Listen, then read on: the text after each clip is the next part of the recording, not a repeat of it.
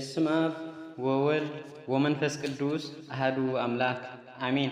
ሰላም አምላክ ምሳኹም ይኹን። ክቡራት ኣሕዋትን ኣሓትን ደቂ ተዋህዶ ከመይ ውዒልኩም? ኣነ ሰላምዬ እግዚአብሔር ይመስገን። እሺ ከም ዝፍለጥ ኣብ ዝሓለፈ ወንጌላውያን 4 ወንጌላውያን ንባብሪናዮም ኢና ግብረ ሐዋርያት እውን ኣንቢብና ኢና። ኣብ መጨረሻ በፂሕና ኣለና። ሎማዓንቲ ሒዘልኩም ዝመጻኹ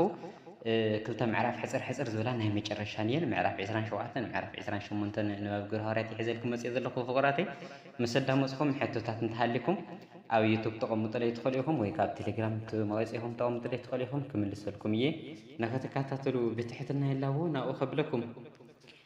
ግብረ ሐዋርያት ምዕራፍ 27 ጉዕዞ ጳውሎስ ናብ ሮሜ እዩ ዝጅምር። ናብ ኢጣልያ ብመርከብ ክንከይድ ምስ ተወሰነ ንጳውሎስን ንኻልኦት እሱራትን ነቲ ኣብ ሰራዊት ቄሳር ሓለቃ ሚኢቲ ዝኾነ ዩልዮስ ዝስሙ ኣመሓላሊፎምዎ። ናብ ሃገር ኤስያ ዝነቐለት ካብ ኣድራሚጥስ ዝመፀት መርከብ ጌርና ጉዕዞና ጀመርና። ኣብ ተሰሎንቄ ዝነብር ኣርስጣርኮስ ዝተባሃለ መቄዶንያዊ ድማ ምሳና ኸደ። ብፅባሒቱ ኣብ ሲዶና በፃሕና።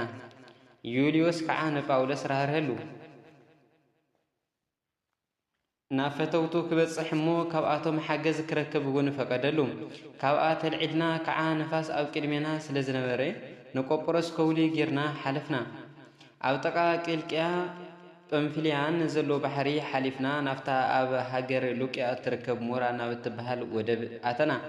እቲ ሓለቃ ሚእቲ ኣብኣ ናብ ኢጣልያ እትኸይድ ናይ እስክንድርያ መርከብ ረኸበ እሞ ናብኣ ኣደየበና። እታ መርከብ ብዙሕ መዓልቲ ሰለይ እናበለት ትጓዓዝ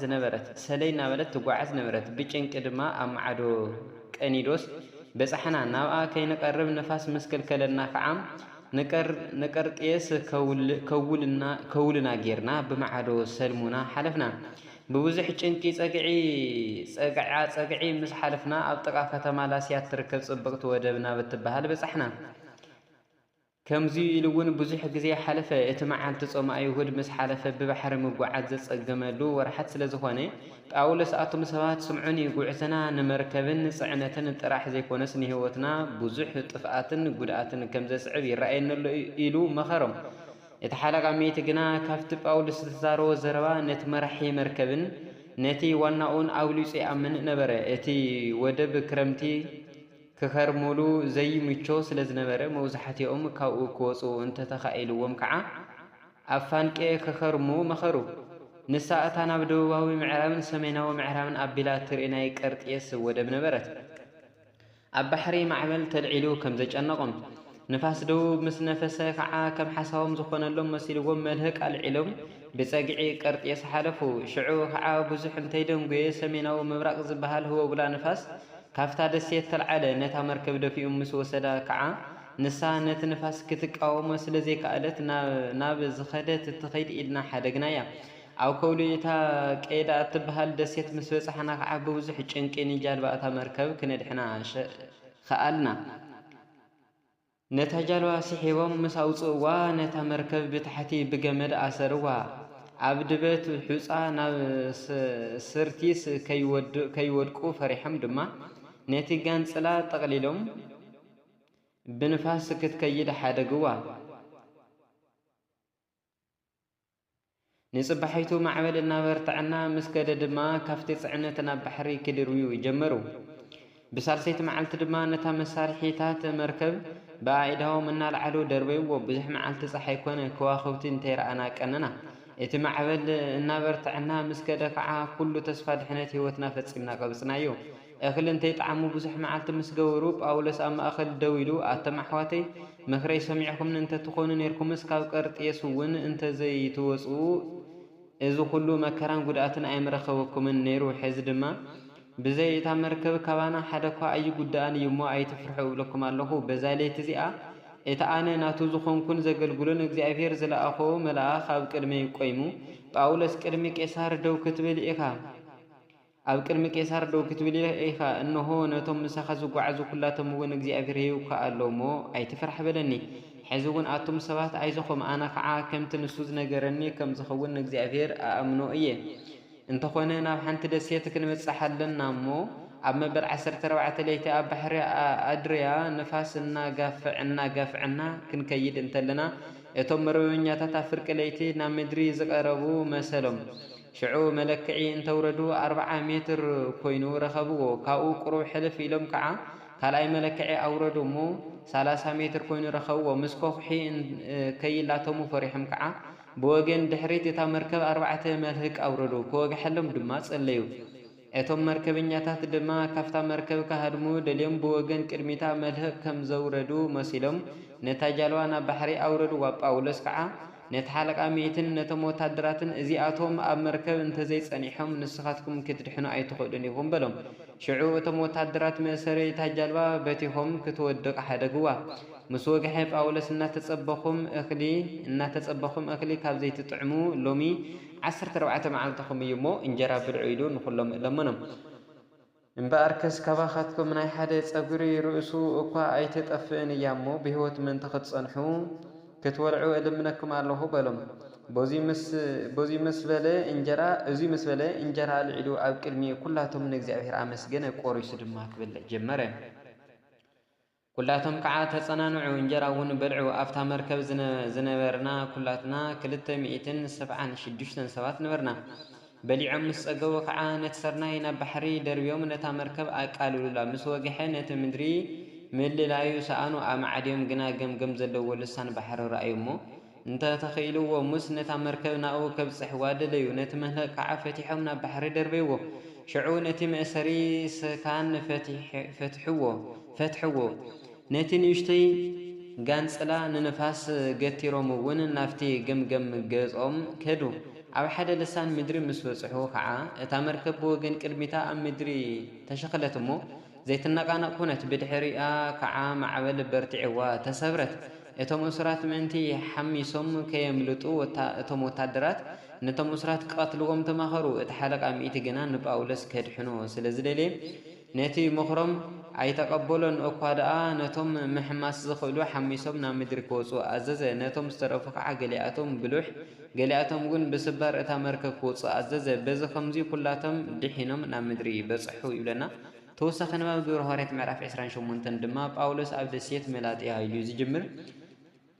ብድሓን ናብ ምድሪ ምስ በጻሕና እታ ደሴት መላጥያ ከም እትበሃል ፈለጥና እቶም ደቂ ዓዲ ድማ የመና ራህርሁልና ጽቡቕ ድማ ገበሩልና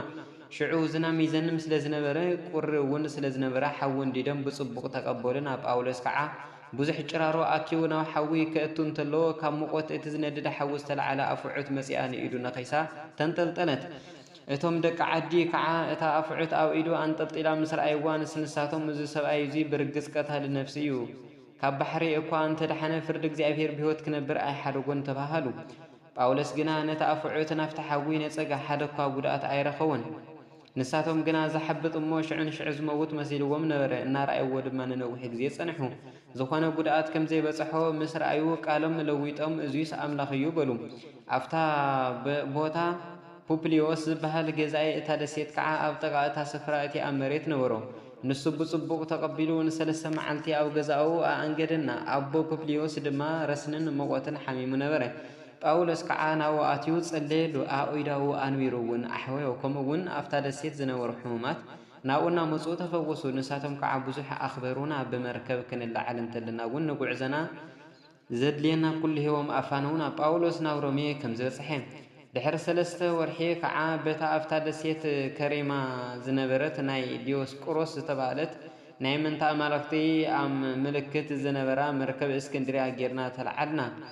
ኣብ ስራኩስ ምስ በጻሕና ድማ ኣብኣ 3 መዓልቲ ጸናሕና ካብኣ ሓሊፍና ከዓ ናብ ሬጊዮም ኣተና ንጽባሒቱ ተልዒልና ድሕሪ ሓደ መዓልቲ ንፋስ ደው ነፈሰ እሞ ብኻልእቲ መዓልቲ ፒቲዩሉስ በጻሕና ኣብኣ ድማ ኣሕዋት ረኸብና እሞ 7 መዓልቲ ምስኣቶም ክንቅኒ ለመኑና ብድሕሪኡ ናብ ሮሜ ከድና እቶም ኣሕዋት ወረና ምስ ሰምዑ ክሳዓቲ ኣጵያስ ዝበሃል ዕዳጋን ክሳዕ 3 ምሕደር እትበሃል ቦታን መጺኦም ተቐበሉና ጳውሎስ ከዓ ምስ ረኣዮም ንእግዚኣብሔር ኣመስገነ የመና እውን ተጸናንዐ ጳውሎስ ኣብ ሮሜ ከምዚ ሰበኸ ኣብ ሮሜ ምስኣተና ከዓ እቲ ሓለቃ ሚእቲ ነቶም እስራት ንሓለቃ ሰራዊት ኣሓሊፉ ወሃቦም ንጳውሎስ ግና ምስ ሓደ ዝሕሉ ወታደር ንወይኑ ክቕመጥ ፈቀደሉ ድሕሪ 3 መዓልቲ ጳውሎስ ነቶም መራሕቲ ኣይሁድ ጸዊዑ ኣከቦም ምስ ተኣከቡ ድማ ኣተም ኣሕዋተይ أنا مس هزمنا كنا ومس سرعة أبوتاتنا زصارر نجار كواي جوركن انتخنا كاوي يرسالين بوسري نبي دراماوين أحلفهم هاوني نساتهم مرميرهم نموت زبصح مغنيات مس أنو ليكعة كفتحنا دليو أيهود مستقاوموني جنان هزبي زخسلو نجار زي بلين تلهم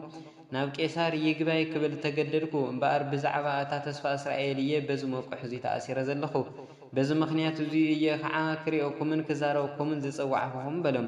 نساتهم كعان حنا بزعبا كاب هاجر يهودا ملكت أي تقبلنا نكاو أحواتو وين مسيوز جلس ألناوي بزعبا خفو إذا نجرنا يلين بزعبا إذا أمنت زي أجنا